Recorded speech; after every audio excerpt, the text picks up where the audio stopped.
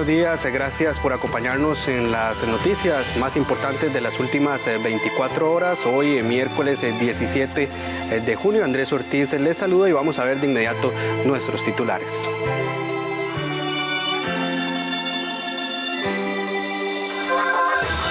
Científicos trabajan en un nuevo suero para combatir el COVID-19.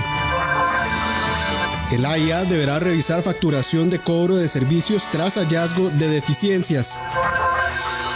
Diputado solicita mayor acercamiento con el nuevo ministro de Hacienda. El sistema sanitario de Honduras al borde del colapso por el incremento de los casos de COVID-19. La creación de un suero para combatir el COVID-19 en nuestro país sigue avanzando gracias al trabajo que realiza el Instituto Clodomiro Picado. Con sus pruebas en caballos inmunizados con el virus, podrían estar pronto a dar con este tratamiento. Las muestras de plasma de los caballos inmunizados con las proteínas del virus de SARS-CoV-2 sigue siendo analizada en la Universidad de Costa Rica y los resultados parecen ser bastante esperanzadores según los científicos encargados del estudio. Con la inmunización que se está llevando a cabo en el Instituto Clodomiro Picado, se está logrando una respuesta inmunológica satisfactoria. En todos los animales inmunizados se detectan anticuerpos que reconocen la parte de la proteína que confiere al virus su capacidad de infectar las células. Así lo explicaron los miembros de la Universidad de Costa Rica. La inmunización de los caballos la realizamos no con partículas virales porque en el país no tenemos laboratorios de bioseguridad adecuados para el nivel de seguridad que requiere el manejo de este tipo de virus. Entonces lo que se utilizaron fueron proteínas recombinantes seleccionadas a partir de la estructura del virus. Con esas proteínas preparamos una serie de inyecciones que al ser administradas periódicamente en los caballos estimulan el sistema inmunológico del animal y lo llevan a la producción de anticuerpos que tienen la capacidad de reconocer y reaccionar con estas proteínas y también de neutralizar eventualmente la capacidad del virus para producir infección. Para medir la cantidad de anticuerpos contra las proteínas virales, el equipo científico del Clodomiro Picado diseñó una prueba de ELISA. Esto es un ensayo por inmunoabsorción ligado a las enzimas y que nos explica también Guillermo León. Para medir la cantidad de anticuerpos contra las proteínas virales, nuestro grupo de desarrollo diseñó una prueba de ELISA, en la cual placas de plástico son recubiertas con las proteínas virales, los anticuerpos de los caballos las detectan y se evidencian mediante una reacción de color. Lo que hemos podido observar es que a lo largo del esquema de inmunización la cantidad de anticuerpos contra las proteínas virales viene incrementando y estamos muy próximos al momento en el que corresponda a la sangría industrial de los animales. De acuerdo con el gráfico dado por los especialistas, en tan solo 35 días el plasma de los caballos alcanzó una concentración de anticuerpos específicos significativamente alta. Esto ofrece un panorama muy positivo porque quiere decir que se podrá obtener un medicamento realmente potente y posiblemente muy eficiente. La Autoridad Reguladora de los Servicios Públicos, ARECEP, encontró deficiencias en la facturación que realizó Acueductos y Alcantarillados. El Instituto Costarricense de Acueductos y Alcantarillados, AIA, ajustará las facturas puestas a cobro de mayo último. Para lograr este objetivo, promediará los consumos de marzo, abril y mayo, lo que supone una disminución en el monto inicialmente emitido y cobrado a los usuarios, indicó el vocero de la entidad. Esto va a permitir sin duda una facturación más precisa del consumo de los clientes del AIA. Recordemos que como una respuesta inmediata por el tema del COVID-19 en los inicios de esta emergencia, la institución implementó desde el 20 de marzo el cálculo promedio de 12 meses de los consumos para evitar exponer a la población y también a los funcionarios de la AIA que realizan esta labor en el campo en todo el país. Quesada dijo que los ajustes de los montos comenzarán a reflejarse a partir del lunes 22 de junio para los usuarios que se abastecen del acueducto metropolitano y para el resto de los clientes será a partir del viernes 26 de junio. Precisamente sobre este mismo tema, el intendente de la Autoridad Reguladora de los Servicios Públicos, ARECEP, aseguró que investigaron a esta entidad y comprobaron que no brindaron la atención requerida a sus clientes porque sus oficinas están cerradas y faltan alternativas para atender a quienes no tienen acceso a Internet. Que la forma en que está facturando AIA ha perjudicado innecesariamente a los usuarios de dos formas. Una es haciéndolos pagar más por efecto de que con la forma de facturación la gente se ha ubicado en niveles de consumo, en rangos de consumo que no le corresponden, que debe pagar más. Y además, en algunos casos, se ha detectado que por el sistema de facturación se les ha obligado a pagar IVA cuando no corresponde. Esos dos efectos tarifarios lo que hacen es que el recibo venga más alto de lo que debe ser. Lo que estamos actuando es para garantizar que AIA debe en un plazo prudencial corregir esta situación, devolver los montos cobrados de más y cesar en esta práctica que es incorrecta. La ARECEP les recomendó revisar los recibos de cada abonado y distribuir el exceso de consumo sobre lo estimado entre todos los meses de cobro. También devolver lo cobrado de más a cada abonado afectado y coordinar con el Ministerio de Hacienda para que estos no tengan que hacer el trámite de solicitud.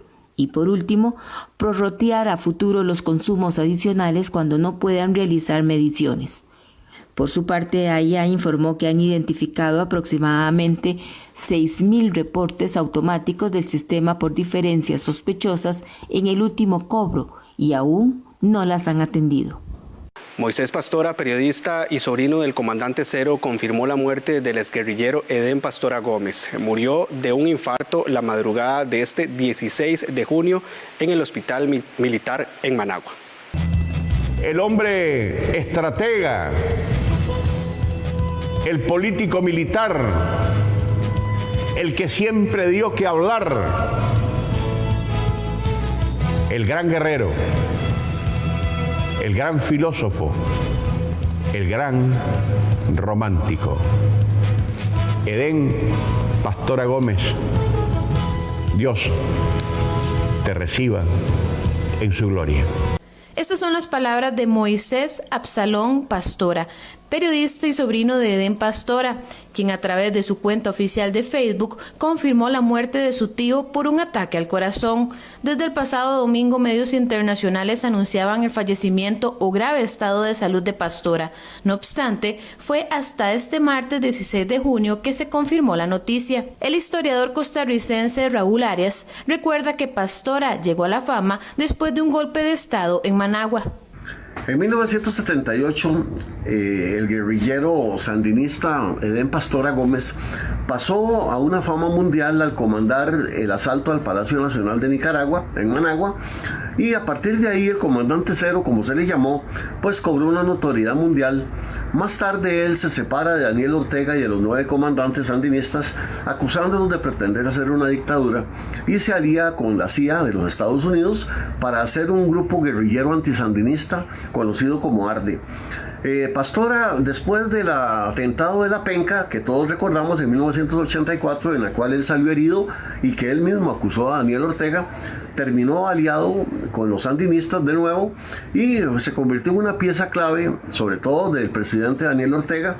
Arias agrega que Pastora lideró la draga al río San Juan, que causó polémica en derecho internacional por violar las fronteras con Costa Rica. Llegó al extremo de llegar a hacer los trabajos que pretendieron los sandinistas, pues quitarle a Costa Rica Isla Portillos, que todos recordamos que eso ocurrió entre el 2010 y el 2011. A partir de ahí, pues se convirtió Edén Pastora en una pieza de altibajos, en una pieza subalterna de Daniel Ortega. Costa Rica no le debe nada, por supuesto. Él pues le perdió toda la gratitud que pudo haber tenido hacia Costa Rica, y ese es el recuerdo que podemos tener de este guerrillero polémico que murió el día de hoy. Se presume que el comandante Cero murió siendo positivo por COVID-19. Sin embargo, esta versión aún no se confirma por las autoridades nicaragüenses. Según medios internacionales, el ex guerrillero sandinista y antisandinista, amado por muchos y odiado por otros, murió a las 2 de la madrugada, 8 días después de permanecer en un estado crítico de salud en la unidad de cuidados intensivos del Hospital Militar en Nicaragua. La guerra comercial de los implementos médicos en el mundo impidió a 6 empresas entregar a tiempo 305 ventiladores pulmonares a la Caja Costarricense del Seguro Social.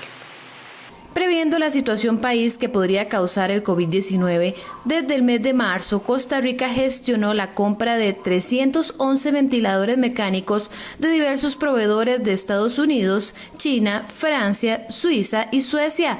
Así lo informó Román Macaya el pasado 29 de marzo. Ya hemos comprado 311 ventiladores que tienen tiempos de entrega desde básicamente desde lo inmediato hasta principios de junio, pero no cesamos en esa búsqueda. A pesar de la premura, la institución reveló a Costa Rica Noticias que a la fecha solamente ha recibido 6 ventiladores, tras compras millonarias que ascienden a $10 millones. El detalle de las entregas y compras lo vemos a continuación. A la empresa Elbatron se le adjudicó 30 ventiladores que debía entregar el 14 de abril, sin embargo, solamente han llegado 2.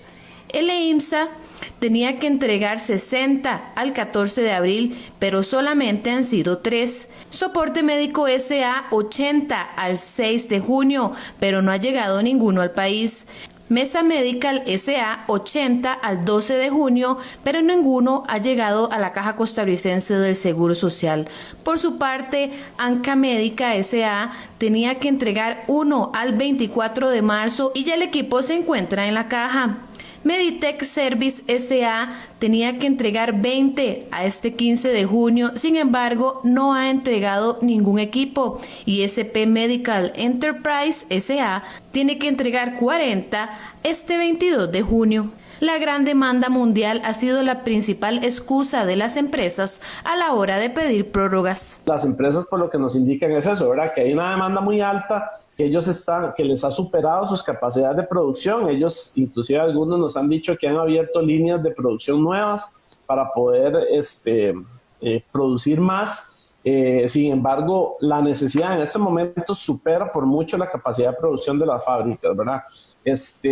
Y entonces ellos, pues lo que indican es que ellos tratan de disponer de los equipos tal vez de una manera quizás más uniforme, digamos, ¿verdad? O sea, tampoco es darle todo a un solo país, ¿verdad? Sino que tratar de atender diferentes mercados. Menciona que en este tipo de situaciones la caja no está desprotegida y que el incumplimiento contractual trae consecuencias para los proveedores de estos servicios. Cuando se genera el contrato y la compra, ellos asumen un compromiso de entregar, ¿verdad? En el plazo que ellos indicaron, porque ni siquiera es un plazo en muchos casos que nosotros les hayamos dicho tiene que ser para esta fecha, sino que ellos mismos fueron los que propusieron según sus análisis con sus representantes, ¿verdad?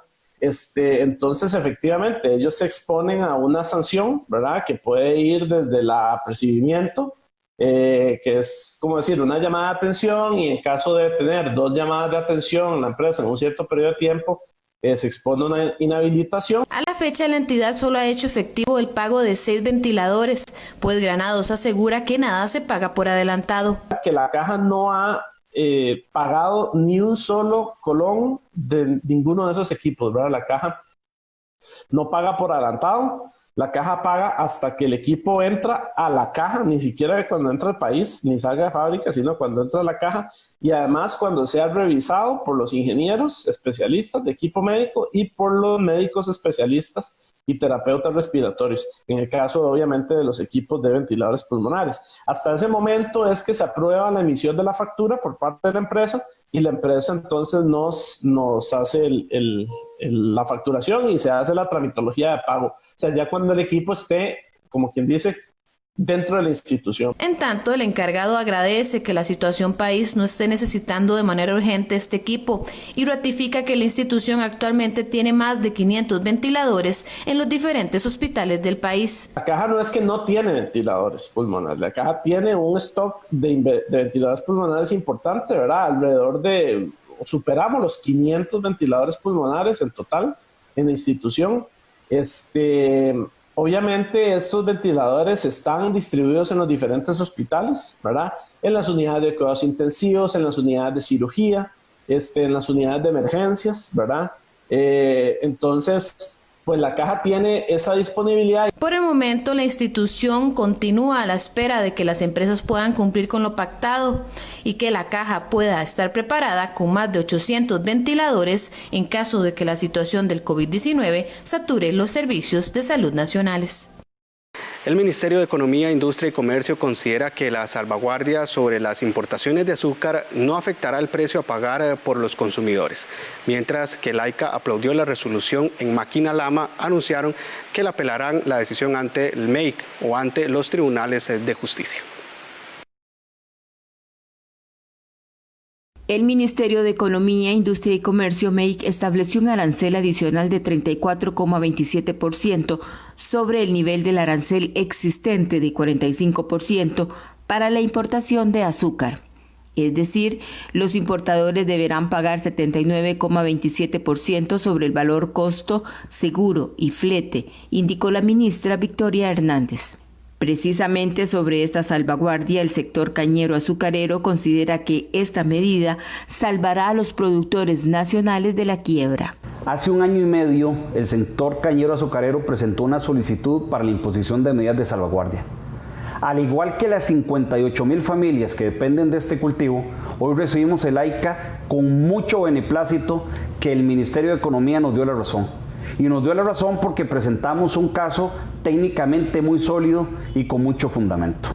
Por su parte, para la empresa La Maquila-Lama, este arancel para la importación representa una barrera arancelaria proteccionista en exceso y peligra retroceder a los tiempos donde no había otra opción para el consumidor nacional. La asesora legal de La Maquila-Lama dijo que esta resolución no cumple con los requisitos que demanda la legislación de la Organización Mundial del Comercio. Sin embargo, en términos de 3 semanas, el despacho ministerial se separa del criterio y las conclusiones de este grupo técnico y recomienda o edita una medida de 34% a las importaciones de azúcar, que es unido al arancel del 45%, nos da un 79% de arancel. La Maquila-Lama, pues respetuosa del ordenamiento jurídico costarricense, seguirá con las etapas que continúa, va a presentar un recurso de reconsideración. Si este no prospera, pues seguirá con los tribunales de justicia en un procedimiento contencioso.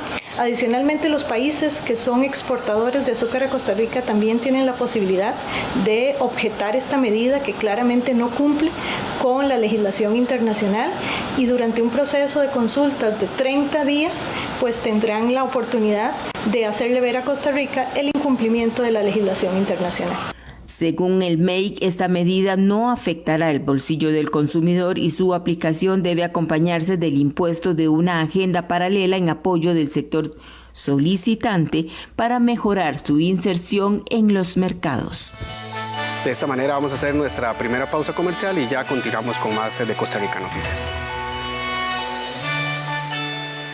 Para el BCR, su salud va primero. El BCR le enseña de forma rápida y fácil cómo realizar transacciones bancarias al utilizar sus canales digitales, bancobcr.com y app BCR Móvil. Ingrese al canal de YouTube del Banco de Costa Rica y encuentre diferentes tutoriales para aprender de manera muy sencilla a realizar sus transacciones más frecuentes. Por su seguridad y la nuestra, utilice los canales digitales del BCR. Quedémonos en casa. Somos el Banco de Costa Rica. Si usted es parte de un medio regional o simplemente quiere compartir información de su comunidad, escríbanos a costarricanoticiasregional@gmail.com y sea parte del único noticiero colaborativo creado por los medios regionales y alternativos de Costa Rica.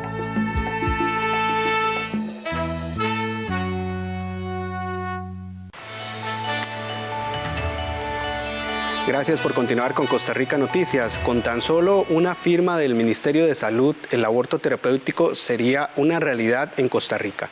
Ante esto, la Iglesia Católica pide que se enseñe el proyecto al país antes de su aprobación final.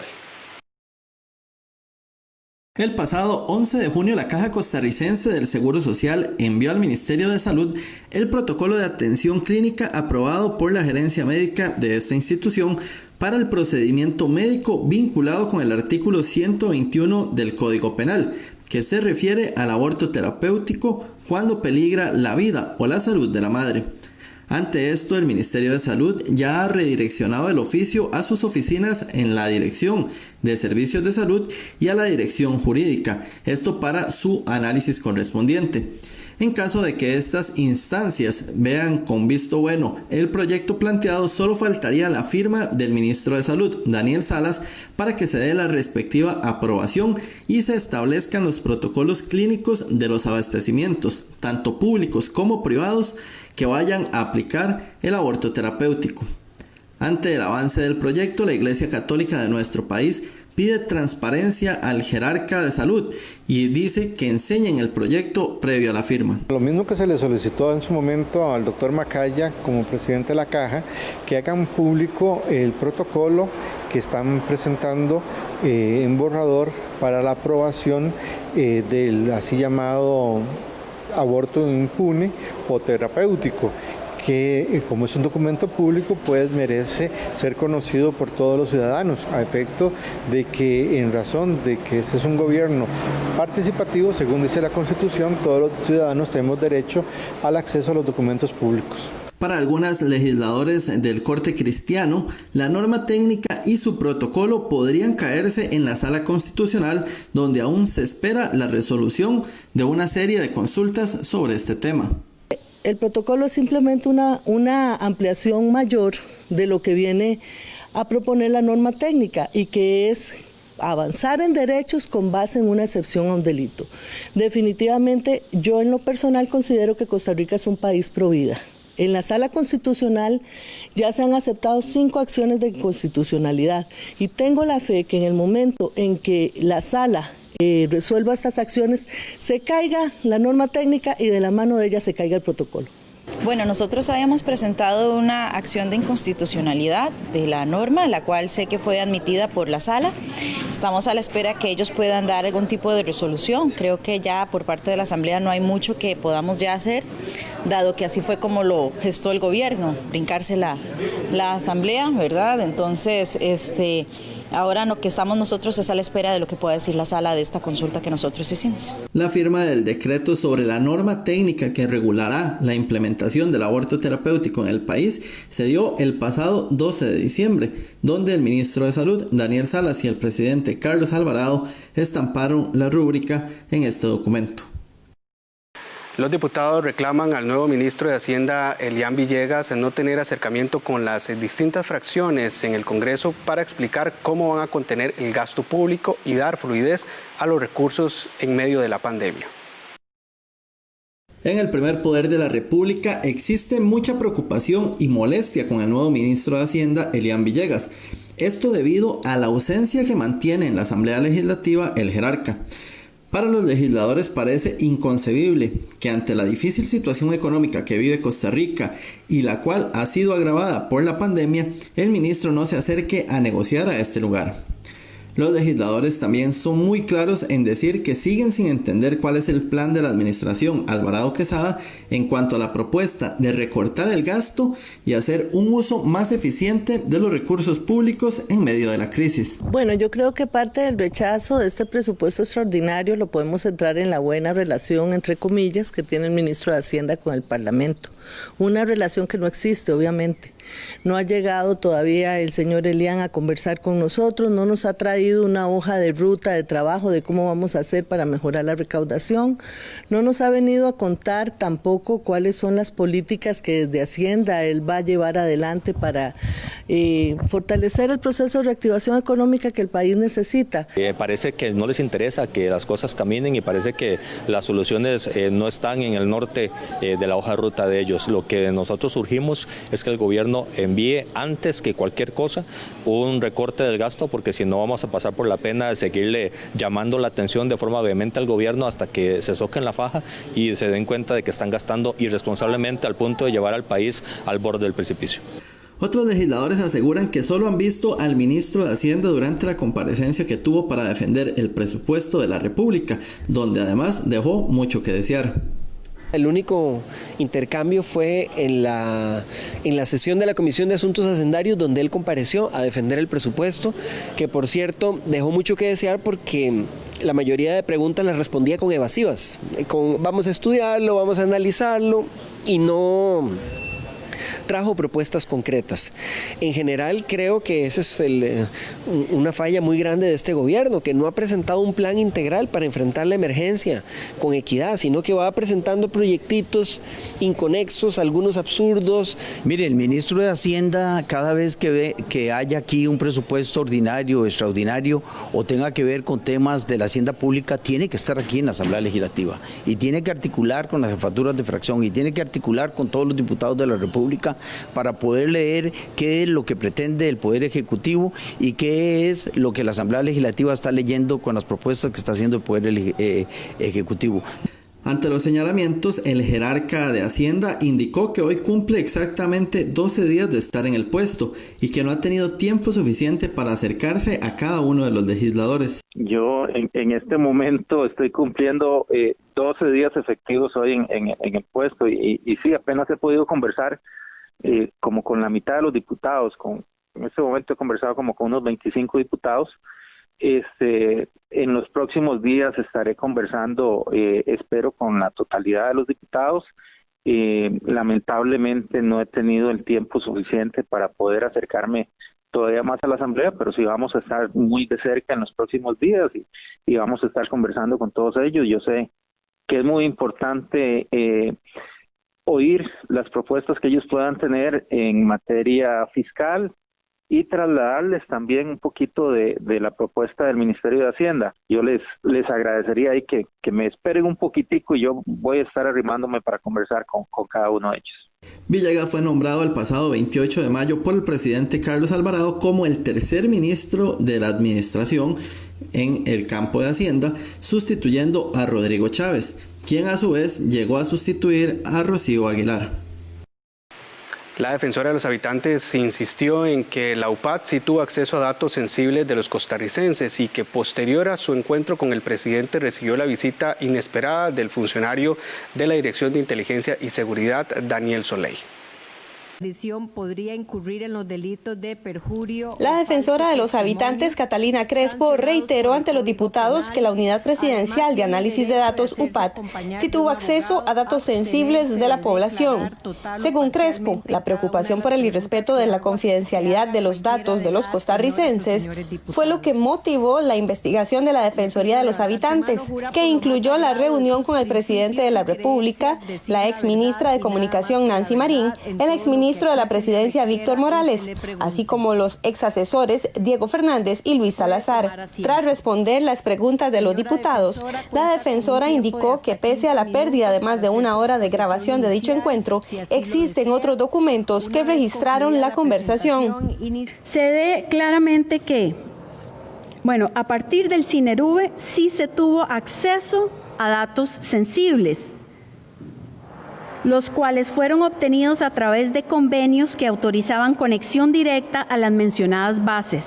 La Defensoría consideró y considera que se deben dejar sin efecto estos convenios suscritos entre la Presidencia de la República y las instituciones a las que se les requirió la información.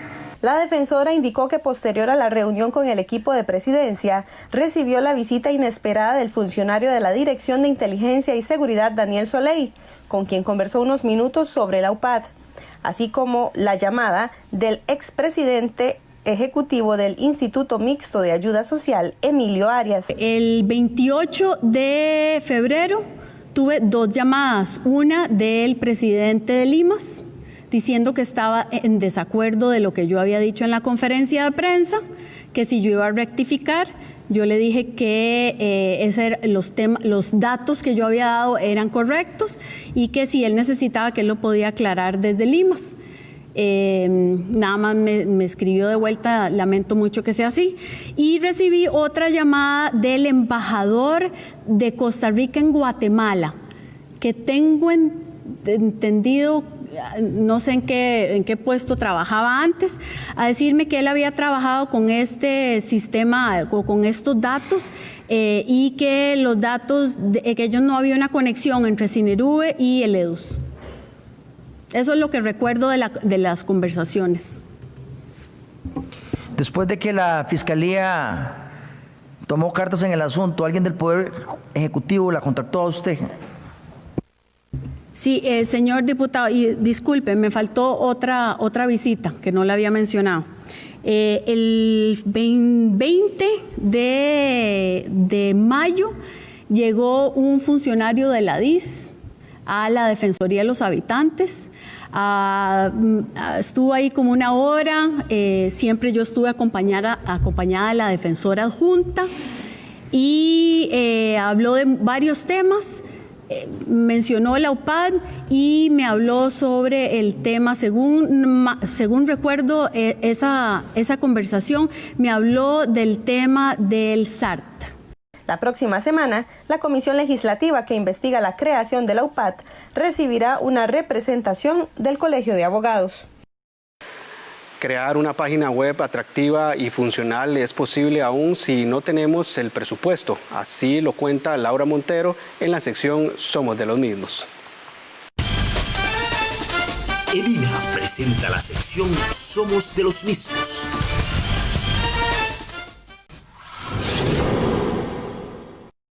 En época de recesión es posible que no tengamos un presupuesto de marketing o publicidad tan extenso como querríamos como empresarios.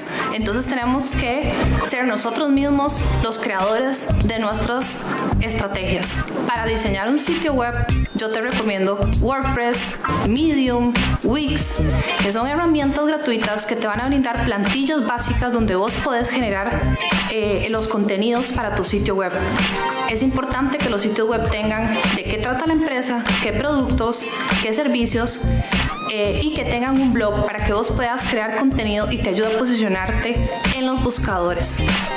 4,3 millones de costarricenses están en Internet y 3,3 están en Facebook. Pero la herramienta principal que utilizan los usuarios que navegan por Internet son los buscadores. Y para posicionarnos de manera orgánica en los buscadores, una página web nos va a ayudar en eso. Pero mi recomendación es que tengas una página donde tengamos nuestros productos y servicios, pero que puedas crear contenido a través del blog. Un blog nos ayuda a crear textos, información y posicionarnos de manera orgánica en los buscadores. De manera tal que si una persona ingresa al Google buscando servicios de catering, buscando servicios de fotografía o X, vos podés salirle primero a esa persona. Recordad que no todas las personas están en redes sociales, pero la mayoría sí ingresa a los buscadores, específicamente en Google.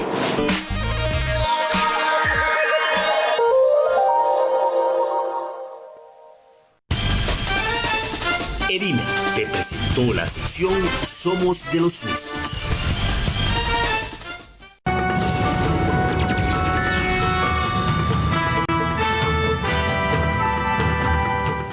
El sistema sanitario de Honduras al borde del colapso por el incremento en los casos de COVID-19. Las salas del principal hospital de Tegucigalpa están saturadas por la pandemia de nuevo coronavirus. En las últimas semanas, los hospitales empezaron a recibir cada vez más pacientes de COVID-19, de graves a moderados. El sistema está al borde del colapso y los médicos temen que llegue un momento en que no puedan ayudar a los enfermos. Bombas de infusión no me han dado ni una, monitores no me han dado ni uno, he sacado monitores de otras áreas, los manómetros, o sea, los manómetros para el oxígeno, para las conexiones de oxígeno, las he sacado de la sala de dengue, de pediatría, las he sacado de las salas de medicina interna y de ginecobstetricia. Y cuando las necesiten en estas zonas, no tengo. Honduras, con 9.300.000 habitantes, ha registrado unos 8.800 casos de coronavirus y poco más de 300 fallecidos. El 10% de los enfermos han sido trabajadores de la salud, que muchas veces carecen de trajes de protección adecuados. Porque mucho personal se ha retirado por enfermedad, ¿verdad? Se han retirado porque están sospechosos o han sido contactos en sus casas y tienen que quedarse aislados, que hay muchos que están positivos. Los hospitales públicos y privados tienen una capacidad instalada para 6.500 pacientes. En condiciones normales ya cuentan con una ocupación aproximadamente de 90%, con poco margen para los pacientes de COVID-19. Realmente estamos a las puertas de un colapso del sistema hospitalario de Tegucigalpa y eso es una enorme preocupación. El hospital se vio obligado a levantar 4 carpas de lona para poder recibir y atender a los enfermos. Pero si usted se fija, nos tienen prácticamente en la calle, en el sol, con tantos millones, miles de millones que han aprobado y nos tienen prácticamente como miserables. Creo que los médicos trabajan con las uñas aquí, ellos traen su propia indumentaria y creo que no es justo. No es justo que nos traten como peor que la miseria. Somos seres humanos y tenemos derechos, pero en Honduras nadie tiene derechos. El gobierno empezó a aflojar las restricciones al autorizar el funcionamiento de algunas instituciones estatales y empresas privadas, aunque mantuvo el toque de queda establecido desde el 16 de marzo. Pero muchos no cumplen con la cuarentena, en un país donde el 70% vive en la pobreza y debe salir cada día a buscar su alimento. Por eso la comunidad médica hondureña teme que surjan nuevos brotes de la enfermedad tras la reapertura parcial de la actividad económica, algo que implicará una presión aún mayor sobre el sistema hospitalario. Chile mantiene su estado de catástrofe por 90 días más debido al crecimiento por contagios del coronavirus. Chile mantendrá el estado de excepción constitucional por catástrofe por 90 días más. La medida renovada el lunes se tomó por primera vez el 18 de marzo a causa de la pandemia y ahora se extiende hasta septiembre. De esta manera se mantendrá el toque de queda nocturno que rige entre las 22 y las 5 horas locales junto con el control militar en las calles. Además, permite al gobierno garantizar la seguridad en los hospitales y centros de atención sanitaria, proteger el traslado de insumos médicos y facilitar el cuidado y traslado de pacientes y personal médico. Según las autoridades, también permite que se cumplan las cuarentenas y las medidas de aislamiento social, aunque la medida no se tradujo en una reducción de la movilidad de las personas que permitiera frenar los contagios. El país enfrenta un crecimiento acelerado en las últimas semanas hasta registrar unos 179,000 casos y poco más de 3,300 fallecimientos. Los contagios comenzaron a aumentar a inicios de mayo cuando el gobierno planteó una estrategia de nueva normalidad. La polémica sobre la estrategia sanitaria y el conteo de fallecidos le costó el sábado el puesto al ministro de Salud, Jaime Mañalich, hombre de confianza del presidente Sebastián Piñera, y fue sustituido por Enrique París, médico pediatra y expresidente de Colegio Médico. El estado de excepción constitucional por catástrofe preocupa también al mundo político por su impacto en el desarrollo de la campaña rumbo al plebiscito que definirá un eventual cambio de la constitución heredada de la dictadura de Augusto Pinochet. Originalmente programado para abril, el proceso fue pospuesto hasta el 25 de octubre. La consulta se considera un paso clave para descomprimir la grave crisis social que enfrenta el país desde el estallido social de octubre del año pasado. En Pekín hay más de un centenar de nuevos casos de coronavirus y las autoridades lo califican de extremadamente grave. Extremadamente grave. Así calificaron el martes las autoridades de Pekín a la situación epidémica en la ciudad, donde ya hay más de un centenar de casos de coronavirus. El nuevo brote surgió en el inmenso mercado al por mayor de Jinfadi en el sur de la capital, y también se registraron varios casos en otros mercados ahora cerrados. La capital china empezó a hacer test a decenas de miles de personas. Fui al mercado de Jinfadi a comprar vegetales el 6 de junio, estuve media hora. El ayuntamiento ordenó el confinamiento de unas 30 zonas residenciales. También decidió cerrar los lugares deportivos y culturales, y varias ciudades chinas anunciaron la puesta en cuarentena de viajeros procedentes de Pekín. Aunque no hay pánico en la capital china, la epidemia hace temer una segunda ola. La Organización Mundial de la Salud indicó que hay que seguir muy de cerca la situación y habló de enviar más expertos al gigante asiático. Corea del Norte hizo volar la Oficina de Relaciones Diplomáticas con Corea del Sur. Esta era la Oficina de Relaciones de Corea del Norte con el Sur, abierta hace menos de 2 años. Pyongyang la hizo volar por los aires el martes, en un nuevo episodio de la escalada de tensiones entre ambos países. El fin de semana, Kim Yo-jong, la hermana del líder norcoreano Kim Jong-un, ya había advertido que dentro de poco la oficina, a la que calificó de inútil, quedaría completamente destruida. Algunos expertos creen que el régimen norcoreano intenta provocar una crisis con Seúl en un momento en que las negociaciones sobre su programa nuclear están paralizadas. Desde principios de este mes, Pyongyang multiplica los ataques verbales contra su vecino, sobre todo contra los desertores norcoreanos que desde el sur envían folletos de propaganda hacia el norte por encima de la zona desmilitarizada entre las dos Coreas. La semana pasada, el régimen anunció el cierre de sus canales de comunicación política y militar, según dijo, con el enemigo surcoreano. En una nueva escalada verbal, los medios norcoreanos afirmaron el martes que su ejército está totalmente preparado para actuar contra Corea del Sur. La guerra de Corea terminó en 1953 con un armisticio, no con un acuerdo de paz, lo que significa que los dos vecinos todavía están técnicamente en guerra. Bien, de esta manera vamos a hacer una pausa comercial y ya continuamos con más información aquí en Costa Rica Noticias. Tenemos un cliente y no tenemos nada preparado. ¿Sos buena para proponer, improvisar y esas cosas? En este momento el minimalismo está muy de moda y por eso siento que eso también nos puede ayudar a reducir costos, tal vez. ¿Le parece que soy un miserable, un arrancado? No. ¿Qué es lo que me está queriendo decir usted? No. Señorita Laura Castro Pineda, la impedida de cálculo. ¿Qué hace por acá? Asentida. Definitivamente lo suyo son las manualidades. Goce con esta serie colombiana los sábados a las 7:30 de la noche. Solo en 13. Costa Rica Televisión.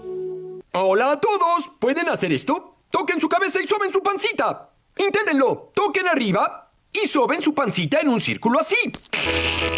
Si estás feliz, tú puedes aplaudir. Si estás feliz, tú puedes aplaudir. Solo poder tener galleta de compañera. ¿Por qué no? Esta es razón. ¡Galleta! ¡Ah! Sésamos, los sábados de maratón a las 9 de la mañana. Aquí en 13, Costa Rica Televisión.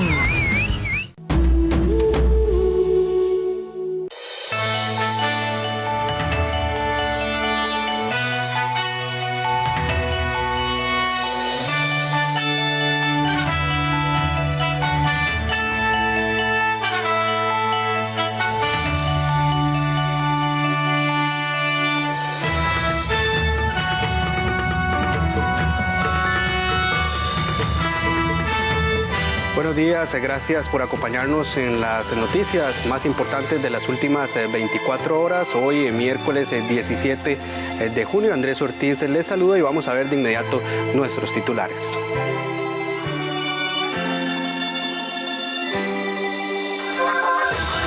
Científicos trabajan en un nuevo suero para combatir el COVID-19. El AIA deberá revisar facturación de cobro de servicios tras hallazgo de deficiencias. Diputado solicita mayor acercamiento con el nuevo ministro de Hacienda. El sistema sanitario de Honduras al borde del colapso por el incremento de los casos de COVID-19. La creación de un suero para combatir el COVID-19 en nuestro país sigue avanzando gracias al trabajo que realiza el Instituto Clodomiro Picado. Con sus pruebas en caballos inmunizados con el virus, podrían estar pronto a dar con este tratamiento. Las muestras de plasma de los caballos inmunizados con las proteínas del virus de SARS-CoV-2 sigue siendo analizada en la Universidad de Costa Rica y los resultados parecen ser bastante esperanzadores según los científicos encargados del estudio. Con la inmunización que se está llevando a cabo en el Instituto Clodomiro Picado se está logrando una respuesta inmunológica satisfactoria. En todos los animales inmunizados se detectan anticuerpos que reconocen la parte de la proteína que confiere al virus su capacidad de infectar las células. Así lo explicaron los miembros de la Universidad de Costa Rica. La inmunización de los caballos la realizamos no con partículas virales porque en el país no tenemos laboratorios de bioseguridad adecuados para el nivel de seguridad que requiere el manejo de este tipo de virus. Entonces lo que se utilizaron fueron proteínas recombinantes seleccionadas a partir de la estructura del virus. Con esas proteínas preparamos una serie de inyecciones que al ser administradas periódicamente en los caballos estimulan el sistema inmunológico del animal y lo llevan a la producción de anticuerpos que tienen la capacidad de reconocer y reaccionar con estas proteínas y también de neutralizar eventualmente la capacidad del virus para producir infección. Para medir la cantidad de anticuerpos contra las proteínas virales, el equipo científico del Clodomiro Picado diseñó una prueba de ELISA. Esto es un ensayo por inmunoabsorción ligado a las enzimas y que nos explica también Guillermo León. Para medir la cantidad de anticuerpos contra las proteínas virales, nuestro grupo de desarrollo diseñó una prueba de ELISA. en la cual placas de plástico son recubiertas con las proteínas virales, los anticuerpos de los caballos las detectan y se evidencian mediante una reacción de color. Lo que hemos podido observar es que a lo largo del esquema de inmunización la cantidad de anticuerpos contra las proteínas virales viene incrementando y estamos muy próximos al momento en el que corresponda a la sangría industrial de los animales. De acuerdo con el gráfico dado por los especialistas, en tan solo 35 días el plasma de los caballos alcanzó una concentración de anticuerpos específicos significativamente alta. Esto ofrece un panorama muy positivo porque quiere decir que se podrá obtener un medicamento realmente potente y posiblemente muy eficiente. La Autoridad Reguladora de los Servicios Públicos, ARECEP, encontró deficiencias en la facturación que realizó Acueductos y Alcantarillados. El Instituto Costarricense de Acueductos y Alcantarillados, AIA, ajustará las facturas puestas a cobro de mayo último. Para lograr este objetivo, promediará los consumos de marzo, abril y mayo, lo que supone una disminución en el monto inicialmente emitido y cobrado a los usuarios, indicó el vocero de la entidad. Esto va a permitir sin duda una facturación más precisa del consumo de los clientes del AIA. Recordemos que como una respuesta inmediata por el tema del COVID-19 en los inicios de esta emergencia, la institución implementó desde el 20 de marzo el cálculo promedio de 12 meses de los consumos para evitar exponer a la población y también a los funcionarios de la AIA que realizan esta labor en el campo en todo el país. Quesada dijo que los ajustes en los montos comenzarán a reflejarse a partir del lunes 22 de junio para los usuarios que se abastecen del acueducto metropolitano y para el resto de los clientes será a partir del viernes 26 de junio. Precisamente sobre este mismo tema, el intendente de la Autoridad Reguladora de los Servicios Públicos, ARECEP, aseguró que investigaron a esta entidad y comprobaron que no brindaron la atención requerida a sus clientes porque sus oficinas están cerradas y faltan alternativas para atender a quienes no tienen acceso a Internet. Que la forma en que está facturando AIA ha perjudicado innecesariamente a los usuarios de dos formas. Una es haciéndolos pagar más por efecto de que con la forma de facturación la gente se ha ubicado en niveles de consumo, en rangos de consumo que no le corresponden, que debe pagar más. Y además, en algunos casos, se ha detectado que por el sistema de facturación se les ha obligado a pagar IVA cuando no corresponde. Esos dos efectos tarifarios lo que hacen es que el recibo venga más alto de lo que debe ser. Lo que estamos actuando es para garantizar que AIA debe en un plazo prudencial corregir esta situación, devolver los montos cobrados de más y cesar en esta práctica que es incorrecta. La ARECEP les recomendó revisar los recibos de cada abonado y distribuir el exceso de consumo sobre lo estimado entre todos los meses de cobro. También devolver lo cobrado de más a cada abonado afectado y coordinar con el Ministerio de Hacienda para que estos no tengan que hacer el trámite de solicitud. Y por último, prorratear a futuro los consumos adicionales cuando no puedan realizar mediciones. Por su parte, AIA informó que han identificado aproximadamente 6.000 reportes automáticos del sistema por diferencias sospechosas en el último cobro y aún no las han atendido. Moisés Pastora, periodista y sobrino del comandante Cero, confirmó la muerte del exguerrillero Edén Pastora Gómez. Murió de un infarto la madrugada de este 16 de junio en el hospital militar en Managua. El hombre estratega, el político militar, el que siempre dio que hablar, el gran guerrero, el gran filósofo, el gran romántico. Edén Pastora Gómez, Dios te reciba en su gloria. Estas son las palabras de Moisés Absalón Pastora, periodista y sobrino de Edén Pastora, quien a través de su cuenta oficial de Facebook confirmó la muerte de su tío por un ataque al corazón.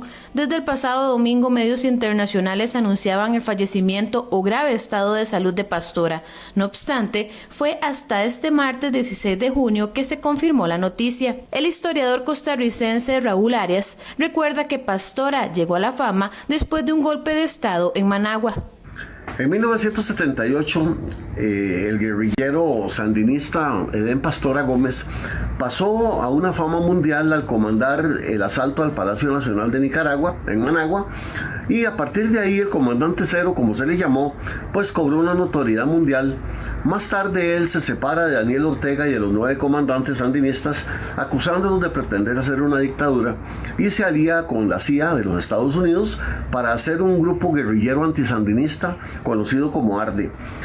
Pastora, después del atentado de La Penca, que todos recordamos en 1984, en la cual él salió herido y que él mismo acusó a Daniel Ortega, terminó aliado con los sandinistas de nuevo y se convirtió en una pieza clave, sobre todo del presidente Daniel Ortega. Arias agrega que Pastora lideró la draga al río San Juan, que causó polémica en derecho internacional por violar las fronteras con Costa Rica. Llegó al extremo de llegar a hacer los trabajos que pretendieron los sandinistas, pues quitarle a Costa Rica Isla Portillos, que todos recordamos que eso ocurrió entre el 2010 y el 2011. A partir de ahí, pues se convirtió en Pastora en una pieza de altibajos, en una pieza subalterna de Daniel Ortega. Costa Rica no le debe nada, por supuesto.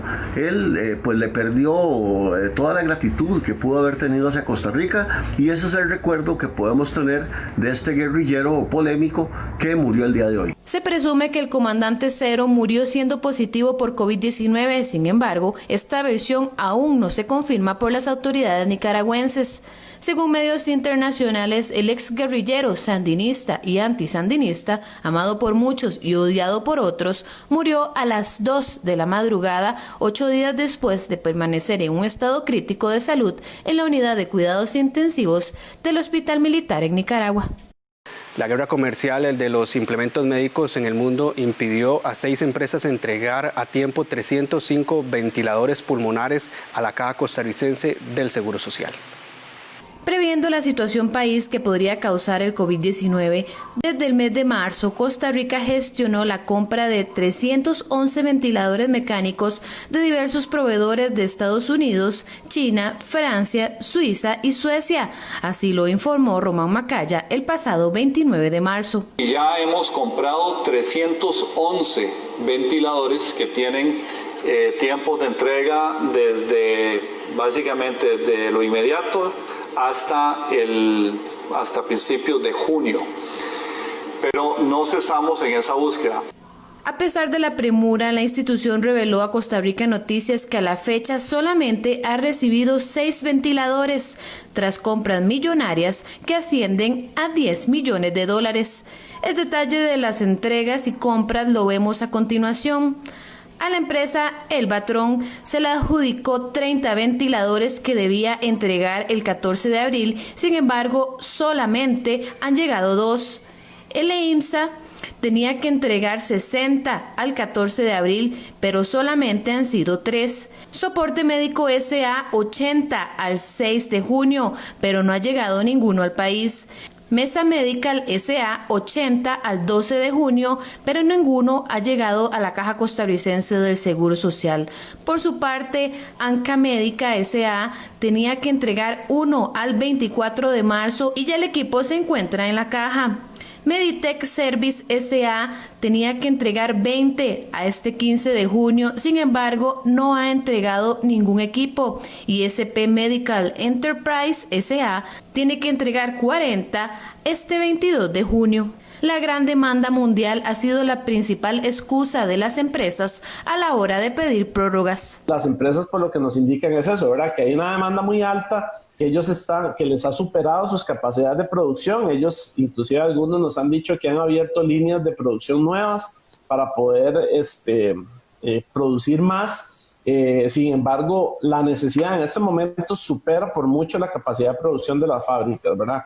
Y entonces ellos, pues lo que indican es que ellos tratan de disponer de los equipos tal vez de una manera quizás más uniforme, digamos, ¿verdad? O sea, tampoco es darle todo a un solo país, ¿verdad? Sino que tratar de atender diferentes mercados. Menciona que en este tipo de situaciones la caja no está desprotegida y que el incumplimiento contractual trae consecuencias para los proveedores de estos servicios. Cuando se genera el contrato y la compra, ellos asumen un compromiso de entregar, ¿verdad? En el plazo que ellos indicaron, porque ni siquiera es un plazo En muchos casos que nosotros les hayamos dicho tiene que ser para esta fecha, sino que ellos mismos fueron los que propusieron según sus análisis con sus representantes, ¿verdad? Entonces, efectivamente, ellos se exponen a una sanción, ¿verdad? Que puede ir desde el apercibimiento, que es, como decir, una llamada de atención, y en caso de tener 2 llamadas de atención en la empresa en un cierto periodo de tiempo, se expone una inhabilitación. A la fecha, la entidad solo ha hecho efectivo el pago de 6 ventiladores, pues Granados asegura que nada se paga por adelantado. Que la caja no ha pagado ni un solo colón de ninguno de esos equipos, ¿verdad? La caja no paga por adelantado, la caja paga hasta que el equipo entra a la caja, ni siquiera cuando entra al país, ni salga de fábrica, sino cuando entra a la caja, y además cuando sea revisado por los ingenieros especialistas de equipo médico y por los médicos especialistas y terapeutas respiratorios, en el caso obviamente de los equipos de ventiladores pulmonares. Hasta ese momento es que se aprueba la emisión de la factura por parte de la empresa, y la empresa entonces nos hace la facturación y se hace la tramitología de pago. O sea, ya cuando el equipo esté, como quien dice, dentro de la institución. En tanto, el encargado agradece que la situación país no esté necesitando de manera urgente este equipo y ratifica que la institución actualmente tiene más de 500 ventiladores en los diferentes hospitales del país. La caja no es que no tiene ventiladores pulmonares, la caja tiene un stock de ventiladores pulmonares importante, ¿verdad? Superamos los 500 ventiladores pulmonares en total en la institución.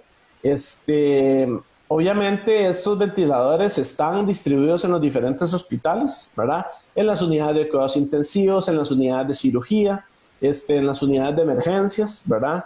Entonces, pues la caja tiene esa disponibilidad. Por el momento, la institución continúa a la espera de que las empresas puedan cumplir con lo pactado y que la caja pueda estar preparada con más de 800 ventiladores en caso de que la situación del COVID-19 sature los servicios de salud nacionales.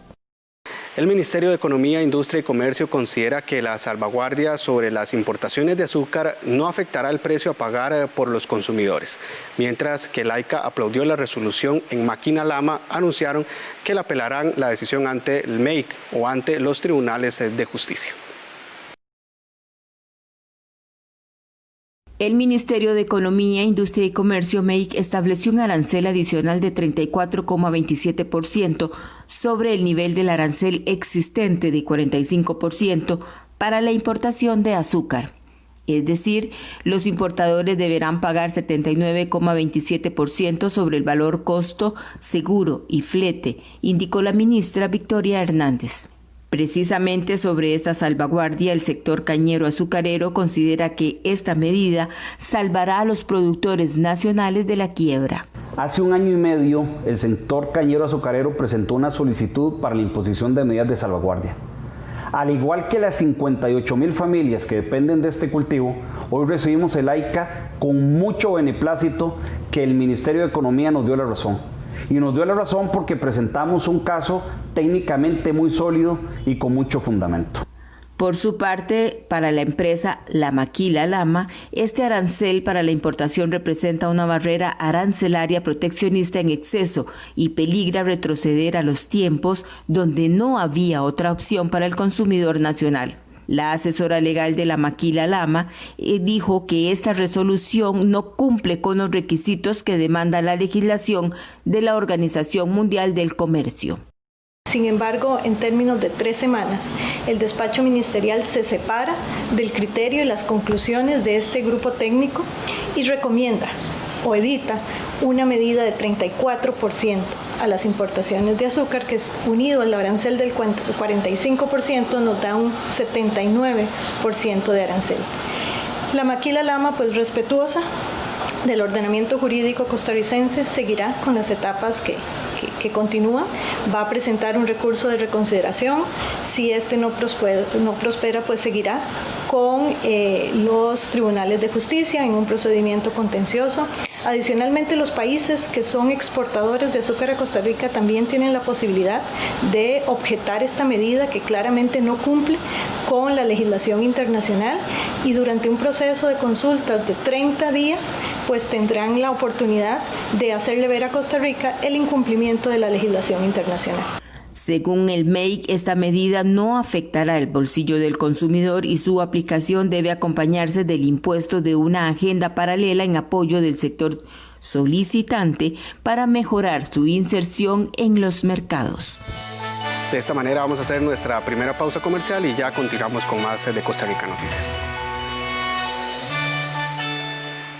3 mujeres, con sus 3 historias, definen un entramado de vidas que forman parte de una sola red. Mamá, ¿qué está haciendo usted aquí? Es que su papá las iba a tirar y mejor se las traje. 3 Marías. ¿Usted está seguro de lo que está haciendo? Ahora que palmaron al hijo de doña Angelina, Nino anda como loco, ¿vos sabes? Un filme costarricense. Apenas estoy arrancando, está el primer carro de mis días. Ahora,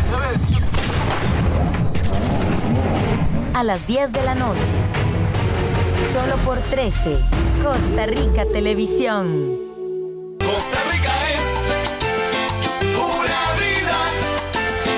Costa Rica es mi patria querida. Ahora que podemos salir a cualquier parte del país a visitar lugares turísticos, le invitamos este miércoles a que nos acompañe al Volcán Poás. Iniciamos esta gira por distintos lugares turísticos para que usted los apoye y los visite. Así es, solo sí. Recuerde moverse en su burbuja social o familiar. Y la esperanza tejiendo al futuro, un pueblo en marcha pero sin apuros. Gracias por continuar con Costa Rica Noticias. Con tan solo una firma del Ministerio de Salud, el aborto terapéutico sería una realidad en Costa Rica. Ante esto, la Iglesia Católica pide que se enseñe el proyecto al país antes de su aprobación final. El pasado 11 de junio, la Caja Costarricense del Seguro Social envió al Ministerio de Salud el protocolo de atención clínica aprobado por la gerencia médica de esta institución para el procedimiento médico vinculado con el artículo 121 del Código Penal, que se refiere al aborto terapéutico cuando peligra la vida o la salud de la madre. Ante esto, el Ministerio de Salud ya ha redireccionado el oficio a sus oficinas en la Dirección de Servicios de Salud y a la Dirección Jurídica, esto para su análisis correspondiente. En caso de que estas instancias vean con visto bueno el proyecto planteado, solo faltaría la firma del ministro de Salud, Daniel Salas, para que se dé la respectiva aprobación y se establezcan los protocolos clínicos de los abastecimientos, tanto públicos como privados, que vayan a aplicar el aborto terapéutico. Ante el avance del proyecto, la Iglesia Católica de nuestro país pide transparencia al jerarca de salud y dice que enseñen el proyecto previo a la firma. Lo mismo que se le solicitó en su momento al doctor Macaya como presidente de la Caja, que hagan público el protocolo que están presentando en borrador para la aprobación del así llamado aborto impune o terapéutico, que como es un documento público pues merece ser conocido por todos los ciudadanos, a efecto de que, en razón de que ese es un gobierno participativo, según dice la Constitución, todos los ciudadanos tenemos derecho al acceso a los documentos públicos. Para algunos legisladores del corte cristiano, la norma técnica y su protocolo podrían caerse en la Sala Constitucional, donde aún se espera la resolución de una serie de consultas sobre este tema. El protocolo es simplemente una ampliación mayor de lo que viene a proponer la norma técnica y que es avanzar en derechos con base en una excepción a un delito. Definitivamente, yo en lo personal considero que Costa Rica es un país pro vida. En la Sala Constitucional ya se han aceptado 5 acciones de constitucionalidad y tengo la fe que en el momento en que la Sala resuelva estas acciones, se caiga la norma técnica y de la mano de ella se caiga el protocolo. Bueno, nosotros habíamos presentado una acción de inconstitucionalidad de la norma, la cual sé que fue admitida por la Sala. Estamos a la espera que ellos puedan dar algún tipo de resolución. Creo que ya por parte de la Asamblea no hay mucho que podamos ya hacer, dado que así fue como lo gestó el gobierno, brincarse la Asamblea, ¿verdad? Entonces, ahora lo que estamos nosotros es a la espera de lo que pueda decir la Sala de esta consulta que nosotros hicimos. La firma del decreto sobre la norma técnica que regulará la implementación del aborto terapéutico en el país se dio el pasado 12 de diciembre, donde el ministro de Salud, Daniel Salas, y el presidente Carlos Alvarado estamparon la rúbrica en este documento. Los diputados reclaman al nuevo ministro de Hacienda, Elian Villegas, no tener acercamiento con las distintas fracciones en el Congreso para explicar cómo van a contener el gasto público y dar fluidez a los recursos en medio de la pandemia. En el primer poder de la República existe mucha preocupación y molestia con el nuevo ministro de Hacienda, Elian Villegas. Esto debido a la ausencia que mantiene en la Asamblea Legislativa el jerarca. Para los legisladores parece inconcebible que ante la difícil situación económica que vive Costa Rica y la cual ha sido agravada por la pandemia, el ministro no se acerque a negociar a este lugar. Los legisladores también son muy claros en decir que siguen sin entender cuál es el plan de la administración Alvarado Quesada en cuanto a la propuesta de recortar el gasto y hacer un uso más eficiente de los recursos públicos en medio de la crisis. Bueno, yo creo que parte del rechazo de este presupuesto extraordinario lo podemos centrar en la buena relación, entre comillas, que tiene el ministro de Hacienda con el Parlamento. Una relación que no existe, obviamente. No ha llegado todavía el señor Elian a conversar con nosotros, no nos ha traído una hoja de ruta de trabajo de cómo vamos a hacer para mejorar la recaudación, no nos ha venido a contar tampoco cuáles son las políticas que desde Hacienda él va a llevar adelante para fortalecer el proceso de reactivación económica que el país necesita. Parece que no les interesa que las cosas caminen y parece que las soluciones no están en el norte de la hoja de ruta de ellos. Lo que nosotros urgimos es que el gobierno envíe antes que cualquier cosa un recorte del gasto, porque si no vamos a pasar por la pena de seguirle llamando la atención de forma vehemente al gobierno hasta que se soquen la faja y se den cuenta de que están gastando irresponsablemente al punto de llevar al país al borde del precipicio. Otros legisladores aseguran que solo han visto al ministro de Hacienda durante la comparecencia que tuvo para defender el presupuesto de la República, donde además dejó mucho que desear. El único intercambio fue en la sesión de la Comisión de Asuntos Hacendarios, donde él compareció a defender el presupuesto, que por cierto dejó mucho que desear porque la mayoría de preguntas las respondía con evasivas, con vamos a estudiarlo, vamos a analizarlo, y no trajo propuestas concretas. En general creo que esa es una falla muy grande de este gobierno, que no ha presentado un plan integral para enfrentar la emergencia con equidad, sino que va presentando proyectitos inconexos, algunos absurdos. Mire, el ministro de Hacienda, cada vez que ve que haya aquí un presupuesto ordinario, extraordinario, o tenga que ver con temas de la hacienda pública, tiene que estar aquí en la Asamblea Legislativa y tiene que articular con las jefaturas de fracción y tiene que articular con todos los diputados de la República para poder leer qué es lo que pretende el Poder Ejecutivo y qué es lo que la Asamblea Legislativa está leyendo con las propuestas que está haciendo el Poder Ejecutivo. Ante los señalamientos, el jerarca de Hacienda indicó que hoy cumple exactamente 12 días de estar en el puesto y que no ha tenido tiempo suficiente para acercarse a cada uno de los legisladores. Yo en este momento estoy cumpliendo 12 días efectivos hoy en el puesto y sí, apenas he podido conversar como con la mitad de los diputados.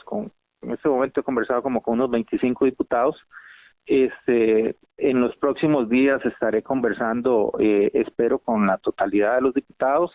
Lamentablemente no he tenido el tiempo suficiente para poder acercarme todavía más a la Asamblea, pero sí vamos a estar muy de cerca en los próximos días y vamos a estar conversando con todos ellos. Yo sé que es muy importante oír las propuestas que ellos puedan tener en materia fiscal y trasladarles también un poquito de la propuesta del Ministerio de Hacienda. Yo les agradecería ahí que me esperen un poquitico y yo voy a estar arrimándome para conversar con cada uno de ellos. Villegas fue nombrado el pasado 28 de mayo por el presidente Carlos Alvarado como el tercer ministro de la administración en el campo de Hacienda, sustituyendo a Rodrigo Chávez, quien a su vez llegó a sustituir a Rocío Aguilar. La defensora de los habitantes insistió en que la UPAD sí tuvo acceso a datos sensibles de los costarricenses y que posterior a su encuentro con el presidente recibió la visita inesperada del funcionario de la Dirección de Inteligencia y Seguridad, Daniel Soleil. Podría incurrir en los delitos de perjurio. La defensora de los habitantes, Catalina Crespo, reiteró ante los diputados que la Unidad Presidencial de Análisis de Datos, UPAD, sí tuvo acceso a datos sensibles de la población.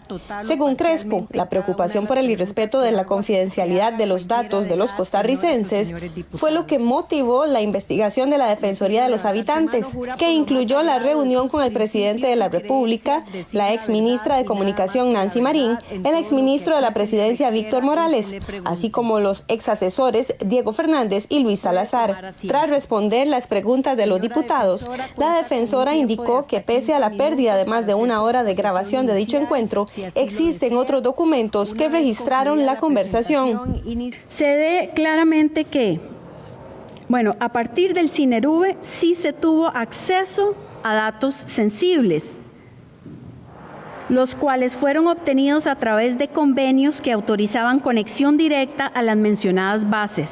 La Defensoría consideró y considera que se deben dejar sin efecto estos convenios suscritos entre la Presidencia de la República y las instituciones a las que se les requirió la información. La defensora indicó que posterior a la reunión con el equipo de presidencia, recibió la visita inesperada del funcionario de la Dirección de Inteligencia y Seguridad, Daniel Soleil, con quien conversó unos minutos sobre la UPAD, así como la llamada del expresidente ejecutivo del Instituto Mixto de Ayuda Social, Emilio Arias. El 28 de febrero tuve 2 llamadas, una del presidente de Limas, diciendo que estaba en desacuerdo de lo que yo había dicho en la conferencia de prensa, que si yo iba a rectificar, yo le dije que los datos que yo había dado eran correctos y que si él necesitaba que él lo podía aclarar desde Limas. Nada más me escribió de vuelta, lamento mucho que sea así, y recibí otra llamada del embajador de Costa Rica en Guatemala, que tengo entendido, no sé en qué puesto trabajaba antes, a decirme que él había trabajado con este sistema, con estos datos, y que los datos, que ellos no había una conexión entre CINERV y el EDUS. Eso es lo que recuerdo de las conversaciones. Después de que la Fiscalía tomó cartas en el asunto, ¿alguien del Poder Ejecutivo la contactó a usted? Sí, señor diputado, y disculpe, me faltó otra visita que no la había mencionado. El 20 de mayo llegó un funcionario de la DIS a la Defensoría de los Habitantes. Estuvo ahí como una hora, siempre yo estuve acompañada de la defensora adjunta y habló de varios temas. Mencionó la UPAD y me habló sobre el tema, según recuerdo esa conversación, me habló del tema del SART. La próxima semana, la Comisión Legislativa que investiga la creación de la UPAD recibirá una representación del Colegio de Abogados. Crear una página web atractiva y funcional es posible aún si no tenemos el presupuesto. Así lo cuenta Laura Montero en la sección Somos de los Mismos. EDINA presenta la sección Somos de los Mismos.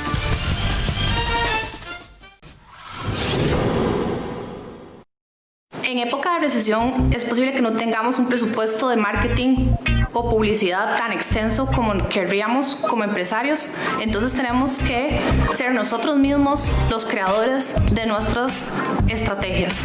Para diseñar un sitio web, yo te recomiendo WordPress, Medium, Wix, que son herramientas gratuitas que te van a brindar plantillas básicas donde vos podés generar los contenidos para tu sitio web.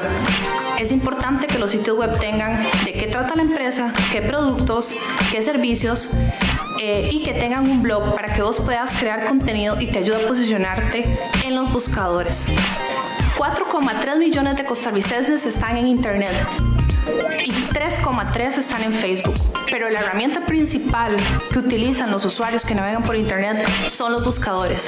Y para posicionarnos de manera orgánica en los buscadores, una página web nos va a ayudar en eso. Pero mi recomendación es que tengas una página donde tengamos nuestros productos y servicios, pero que puedas crear contenido a través del blog. Un blog nos ayuda a crear textos, información y posicionarnos de manera orgánica en los buscadores, de manera tal que si una persona ingresa al Google buscando servicios de catering, buscando servicios de fotografía o X, vos podés salirle primero a esa persona. Recordad que no todas las personas están en redes sociales, pero la mayoría sí ingresa a los buscadores, específicamente en Google.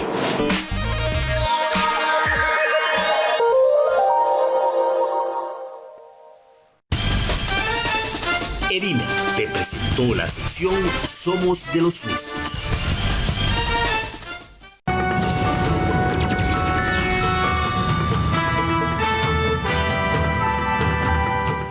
El sistema sanitario de Honduras al borde del colapso por el incremento en los casos de COVID-19.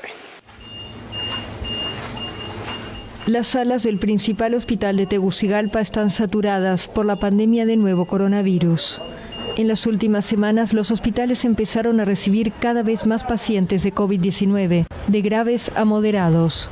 El sistema está al borde del colapso y los médicos temen que llegue un momento en que no puedan ayudar a los enfermos. Bombas de infusión no me han dado ni una, monitores no me han dado ni uno, he sacado monitores de otras áreas, los manómetros, o sea, los manómetros para el oxígeno, para las conexiones de oxígeno, las he sacado de la sala de dengue, de pediatría, las he sacado de las salas de medicina interna y de ginecobstetricia.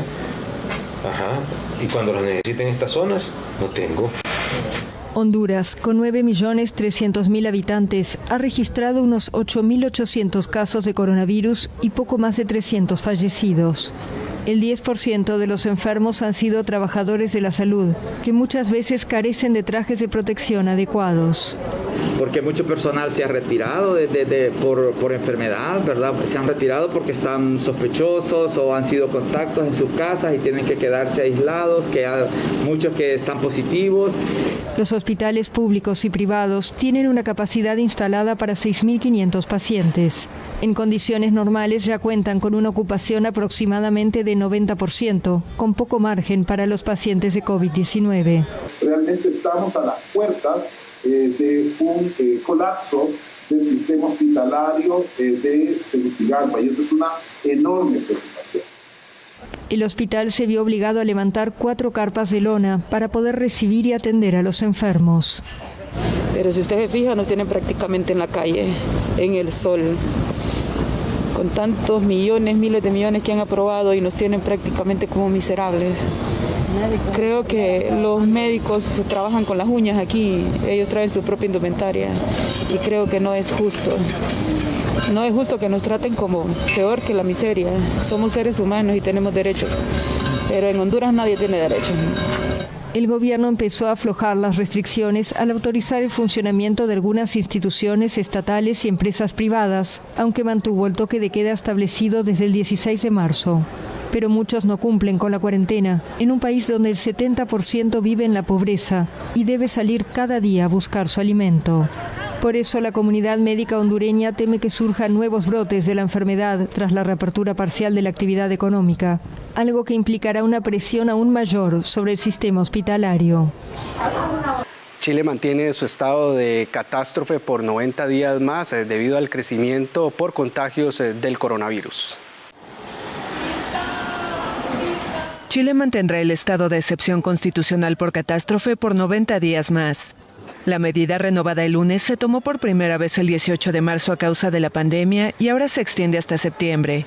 De esta manera se mantendrá el toque de queda nocturno que rige entre las 22 y las 5 horas locales junto con el control militar en las calles. Además, permite al gobierno garantizar la seguridad en los hospitales y centros de atención sanitaria, proteger el traslado de insumos médicos y facilitar el cuidado y traslado de pacientes y personal médico. Según las autoridades, también permite que se cumplan las cuarentenas y las medidas de aislamiento social, aunque la medida no se tradujo en una reducción de la movilidad de las personas que permitiera frenar los contagios. El país enfrenta un crecimiento acelerado en las últimas semanas hasta registrar unos 179.000 casos y poco más de 3.300 fallecimientos. Los contagios comenzaron a aumentar a inicios de mayo cuando el gobierno planteó una estrategia de nueva normalidad. La polémica sobre la estrategia sanitaria y el conteo de fallecidos le costó el sábado el puesto al ministro de Salud, Jaime Mañalich, hombre de confianza del presidente Sebastián Piñera, y fue sustituido por Enrique París, médico pediatra y expresidente de Colegio Médico. El estado de excepción constitucional por catástrofe preocupa también al mundo político por su impacto en el desarrollo de la campaña rumbo al plebiscito que definirá un eventual cambio de la constitución heredada de la dictadura de Augusto Pinochet. Originalmente programado para abril, el proceso fue pospuesto hasta el 25 de octubre. La consulta se considera un paso clave para descomprimir la grave crisis social que enfrenta el país desde el estallido social de octubre del año pasado. En Pekín hay más de un centenar de nuevos casos de coronavirus y las autoridades lo califican de extremadamente grave. Extremadamente grave. Así calificaron el martes las autoridades de Pekín a la situación epidémica en la ciudad, donde ya hay más de un centenar de casos de coronavirus. El nuevo brote surgió en el inmenso mercado al por mayor de Jinfadi en el sur de la capital, y también se registraron varios casos en otros mercados ahora cerrados. La capital china empezó a hacer test a decenas de miles de personas. Fui al mercado de Jinfadi a comprar vegetales el 6 de junio, estuve media hora. El ayuntamiento ordenó el confinamiento de unas 30 zonas residenciales. También decidió cerrar los lugares deportivos y culturales, y varias ciudades chinas anunciaron la puesta en cuarentena de viajeros procedentes de Pekín. Aunque no hay pánico en la capital china, la epidemia hace temer una segunda ola. La Organización Mundial de la Salud indicó que hay que seguir muy de cerca la situación y habló de enviar más expertos al gigante asiático. Corea del Norte hizo volar la Oficina de Relaciones Diplomáticas con Corea del Sur. Esta era la Oficina de Relaciones de Corea del Norte con el Sur, abierta hace menos de 2 años. Pyongyang la hizo volar por los aires el martes, en un nuevo episodio de la escalada de tensiones entre ambos países.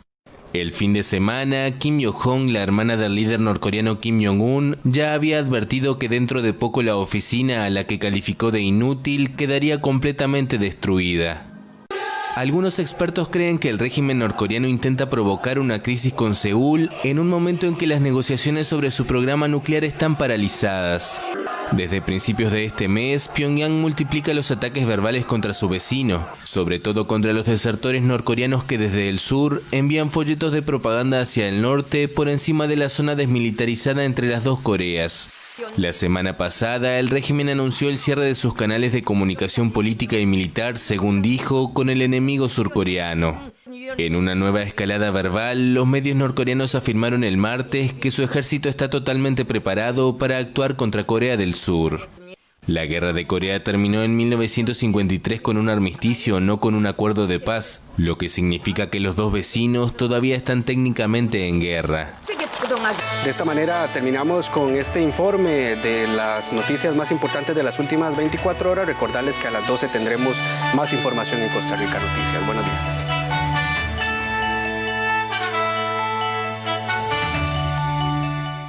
La tramoya es una de las partes vitales de un teatro. Todo el trabajo se hace de reformas, ya sea manual